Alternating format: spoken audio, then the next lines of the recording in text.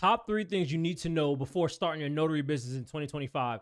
So these are the things that I personally think that you should start or you should know before you start your business. I think a lot of notaries, when they're entering the industry, they're only the only knowledge that they usually have of anything within the notary industry is the stuff that they learn from TikTok.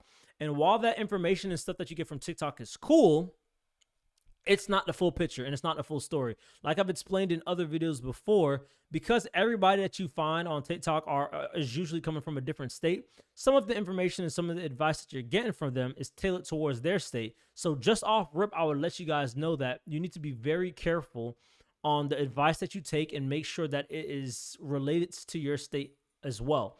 But one of the first things that I wish I knew starting off was how lazy most notaries are. So I'm gonna put laziness here. And they're very lazy, very lazy. So usually what tends to happen is when people enter the notary industry, it's for a few reasons. It's because their job either told them that they needed to do it.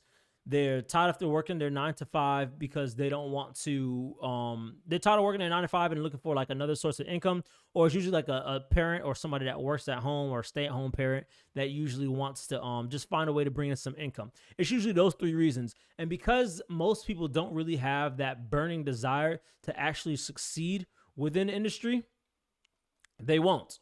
Most people won't. I'll be the person to just let you know right now. No burning desire. And the reason why I think this is important and something that you should need to know is because most people are lazy when they enter this industry. It's great. That is actually great because it gives you the opportunity to get more business for yourself. Sounds crazy? Yes. But is it true? Yes. And when I say laziness, just to give you an example of something, and why I wish I knew this, most people, when they start off, they're going to create their website. They're probably going to put a little bit of effort into it. And then they're going to go about, and then they're going to make their Google My Business. They're going to put a little bit of effort into it, maybe make their phone number, and then they're going to just call it a day. If you can just do a little bit more than the average person in your industry, you're going to stand out. And it's not even that much work because most people don't even want to put the work in. They'd rather just hire other people, but then they don't even want to spend the money on getting those other people. So it's just like it's just like an uphill battle for them. So if you just do the opposite of these things, you'll be good. So as far as laziness goes, take time to do things, but don't procrastinate. Put like timers on yourself. So for example, let's say you're making your website. For that week that you're making that website, you need to put all your energy into that. Learn what a good converting website looks like. Look at your competition by typing in your zip code, typing in mobile notary, and then looking up on Google and seeing what's on their website and mimic, not copy exactly, but like mimic or rhyme with what their website looks like. The top 3 people, or if you're not trying to make the website yourself, what you do and what I've done in the past is take my top 3 competition. I would send it over to the website, to my editor and let them know like, hey, this is the competition. I want my site to be on par with theirs or better. If you do that out the gate, you automatically know that your site is going to be one of the top looking sites as far as in terms of visual appearance and in terms of conversion. Because if you're copying the winners, you're bound to get something that rubs off for you. So just don't be lazy. Take extra time to do extra work than other people, because most of them are not going to take that time to do that.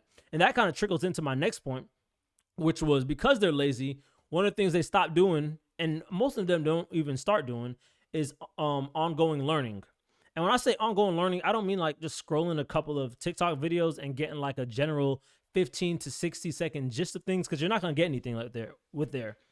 Like in the past, I've said with business, the longer you stick in one business, the deeper you can go in one business. And most people are used to going like a mile wide and an inch deep. But when you stay on one business or one topic, you're able to go an inch wide and a mile deep.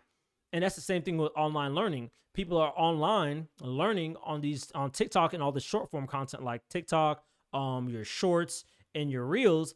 And they're just getting a whole bunch of information that's only scratching its surface level. When I'm saying, dude, online learning, I mean, you need to be reading ebooks. You need to be purchasing tools, and you need to be paying for courses. And at very least, if you're not paying for courses, you need to be watching long form content, because that's going to give you a deeper understanding and more insight onto the strategies that you could use in your business. And like I said, going back to the laziness point, which I said was point number 1, because most people don't want to sit down and watch an entire video, further in the video where the gems really start coming out, they're missing all of that. and you have that, which is just putting you one step ahead of your competition. So imagine if most people in the world are lazy, and then you just shrink that down to your city and your county, and most of them are going to be lazy. If you can just be the best performing person just in your area, that's enough to make your income. That's enough to make your 2 to 5K plus, just being better than the people in your area. Because not a lot of those people that are around you, like in your zip code, in your county, are not sitting down every day, learning, implementing new strategies, and buying courses, just consistently staying updated. That's why that ongoing learning thing is something that I wish I did more. In the very beginning, I think I did like one course, and then I kind of like, half-assed it, chilled, worried about other business ventures, and then came back to it. But if you just start out the gate, getting all the stuff you need, getting all the courses you need, and you just learn that and then create a strategy, you'll be way further on than most of the other notaries out there, and you'll be starting off at a better foot than them because you'll just know more information than them. You'll naturally just know more information than them because everybody likes surface level, quick bits of information, which you're not going to get anywhere. Because if you were to get anywhere from those short forms of content, all the people that were watching those videos, don't you think there would be a higher percentage of them that were successful? That's why when you look at the short form content, the viewership is way higher, but they always seem to be in the same spot. They're always asking the same questions. But when you look at the longer form content, it's always shorter, and then you have a few people asking questions, but now they understand what's going on, so they can just go ahead and implement that in their business. Anything that's quick, you kind of get what you pay for, and you pay for either with time or money. So if you're putting more time into it, you're going to get a bigger reward out. If you're just putting a little bit of time into it, just watching a 15-second video, you're grits. That, how they say in Florida, or you're screwed. Like, that's not going to help you get anywhere. I wish I knew that. Next thing is marketing. This is something I say a lot, and it's really just an umbrella term, and there's many different types of marketing. You could look at my my notary hybrid system video, and I explain what I mean by marketing and like how I marketed using little money. But marketing is something that's ongoing. It's not one of those things where people think, all right, I put my money into this, now I can just chill. No, even when it comes to ads, and I'll tell you this as somebody, like, my background comes in running ads. Like, that's what my strength is in. Even with that, you have to constantly be checking on them. Might not be every day, all day, but with any sort of marketing strategy or tactic that you use, whether it comes from guerrilla marketing, whether it comes from SEO/organic, whether it comes from paid ads, whether it comes from physical marketing, you have to stay on top of all of these. And they all kind of all of these points kind of tie together. With the ongoing learning, you're going to learn more marketing tactics and different strategies that other people know. And with the laziness, you're going to stick with those marketing strategies long enough to actually breed results.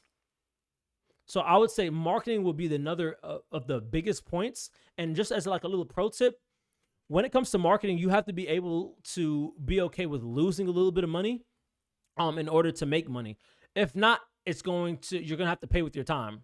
So you're going to have to go back and use my guerrilla marketing strategy that I talk about. Because if you don't have the bread, I would even say put it directly into the marketing first. Because when it comes to something like, let's say paid ads, for example, you're going to lose before you can gain money. With one of my campaigns I've been losing for like 7-8 months. Yeah, it's not been a full year. What is it? It's August. Yeah, I've been doing it for like 7-8 months, and it's been losing. But I know once that breeds rewards, once the profit turns over and it starts becoming profitable, I know that it's going to be able to bring me in money for years to come. And that's kind of how it works. You kind of have to think long term when you're running ads. So just start off with the guerrilla marketing tactics that can help you out, get your money up.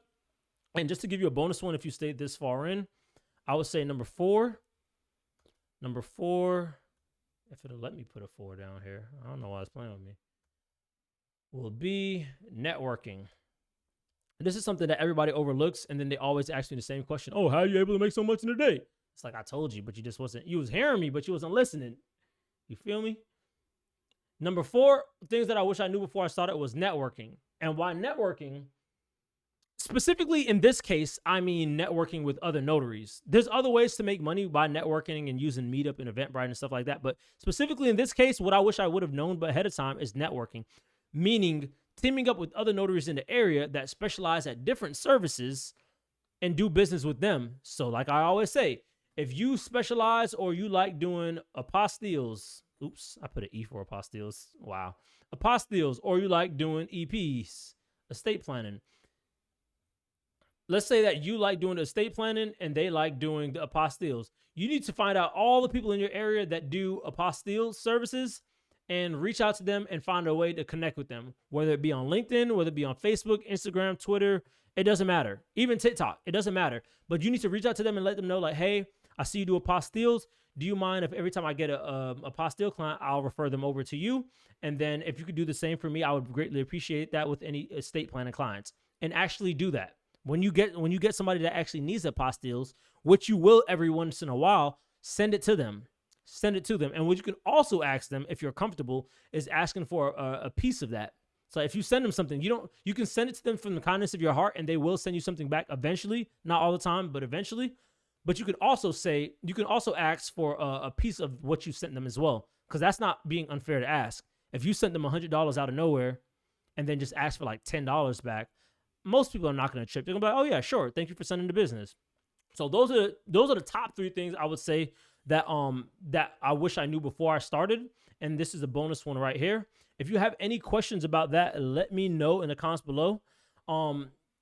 What you can do is there's a free notary starter kit down below. You can download that free notary startup kit. That will help you get started. I also do one-on-one, so you can book a call down below for a one-on-one. And then there's also the mobile notary mastery bundle. You can get that.